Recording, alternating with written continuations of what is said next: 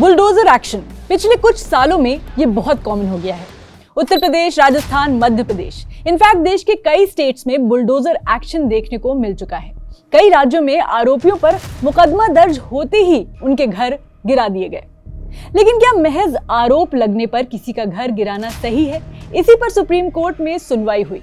Video में आपको बताएंगे कि सुप्रीम कोर्ट ने इस मामले में क्या कहा और साथ ही ये भी बताएंगे कि आखिर इस बुलडोजर एक्शन की शुरुआत कैसे हुई थी और कैसे ये वक्त के साथ इतना पॉपुलर हो गया।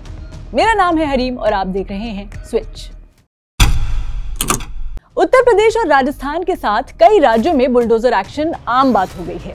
इस पर अदालत ने सवाल किया कि क्या सिर्फ किसी का मकान इसलिए गिराया जा सकता है क्योंकि वो एक आरोपी है। कोर्ट ने कहा कि वो इस मुद्दे पर गाइडलाइंस तैयार करेगी जो पूरे देश में लागू होगी। सबसे पहले बताते हैं कि ये बात कहां से उठी। ये मुद्दा उठाया मुस्लिम संगठन जमीयत उलेमाए हिंद ने। जमीयत उलेमाए हिंद ने एक याचिका दाखिल की। इस संगठन ने अल्पसंख्यक समुदाय को निशाना बनाए जाने का आरोप लगाया है और कहा है कि कई राज्यों की सरकारें आरोपियों के घर पर मनमाने ढंग से बुलडोजर चलाती हैं। जमीयत उलेमाए हिंद ने ऐसी सरकारों के बुलडोजर एक्शन पर रोक लगाने की मांग की है। इस याचिका में यूपी, मध्य प्रदेश और राजस्थान में रिसेंटली हुई बुलडोजर कार्रवाइयों का जिक्र है। बुलडोजर एक्शन पर रोक लगाने के लिए सुप्रीम कोर्ट से जल्द सुनवाई की अपील की गई थी। अब आपको बताते हैं कि बुलडोजर एक्शन की शुरुआत कहां से हुई।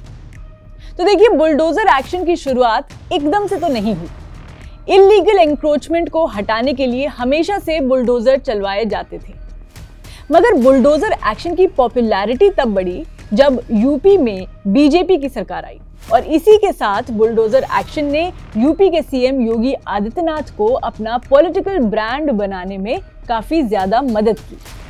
तो एज पर रिपोर्ट्स, सीएम योगी ने यूपी की कमान संभालते ही अपने पहले टेन्योर में Uttar Pradesh gangsters and anti social activities prevention act के तहत लगभग 15,000 लोगों के खिलाफ मामले दर्ज किए और कई आरोपियों के इल्लीगली कंस्ट्रक्टेड घरों को भी गिरवाया। बुलडोजर एक्शन सबसे ज्यादा लाइमलाइट में आया साल 2020 में जब गैंगस्टर विकास दुबे के मकानों को गिराया गया।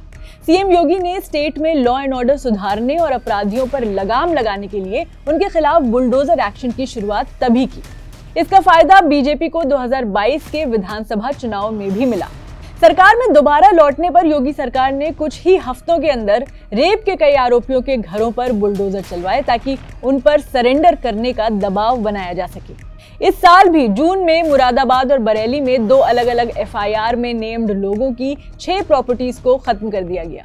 पहला मामला 22 जून को बरेली में गोलीबारी से जुड़ा हुआ था, जबकि दूसरा 26 जून को मुरादाबाद में एक मैरिड लेडी को उसके मायके से एब्डक्ट करने की कोशिश से रिलेटेड था। अपराधियों के खिलाफ एक्शन के बाद यूपी में योगी आदित्यनाथ की इमेज बुलडोजर बाबा के तौर पर बन गई। धीरे धीरे बीजेपी रूल वाले कई राज्यों ने योगी के इस मॉडल को अपनाना शुरू कर दिया और आरोपियों के घरों पर बुलडोजर चलवाए गए। अब आपको बताते हैं कि सुप्रीम कोर्ट ने इस मामले में क्या कहा है। सुप्रीम कोर्ट ने बुलडोजर कार्रवाई पर गंभीर सवाल उठाए। कोर्ट ने कहा कि सिर्फ आरोपी होने के बेसिस पर किसी के घर को गिराना सही नहीं है। अदालत ने शासन और प्रशासन के इस एक्शन पर सवाल उठाते हुए कहा कि अगर कोई शख्स दोषी भी है तो भी उसके घर को गिराया नहीं जा सकता। अगर ऐसा हो रहा है तो वो गलत है। हालांकि कोर्ट ने ये क्लियर किया कि जिनके खिलाफ बुलडोजर एक्शन लिया गया है वो अवैध कब्जे या इल्लीगल कंस्ट्रक्शन की वजह से निशाने पर आए, ना कि अपराध के आरोप की वजह से। योगी सरकार ने भले ही यूपी में माफियाओं और अपराधियों के खिलाफ ताबड़तोड़ बुलडोजर एक्शन लिया, लेकिन इनके गुनाहों के आरोपी या दोषी होने की वजह से नहीं, बल्कि ये वो आरोपी थे जिनके पास इल्लीगल प्रॉपर्टीज भी थीं और इसी वजह से उनकी ऐसी प्रॉपर्टीज को गिरा दिया गया।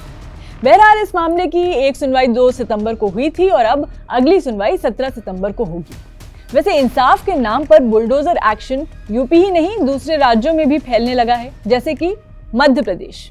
योगी के बाद बुलडोजर एक्शन को अपनाने वाले सबसे पहले उस वक्त के सीएम शिवराज सिंह चौहान थे।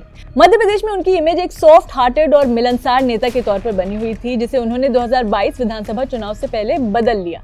शिवराज ने खरगोन में हुई सांप्रदायिक झड़प के बाद अप्रैल 2022 में बुलडोजर एक्शन का फैसला लिया। उनकी सरकार ने 16 घरों और 29 दुकानों या स्ट्रक्चर्स को गिरा दिया। जल्द ही उन्हें लोग बुलडोजर मामा बुलाने लगे।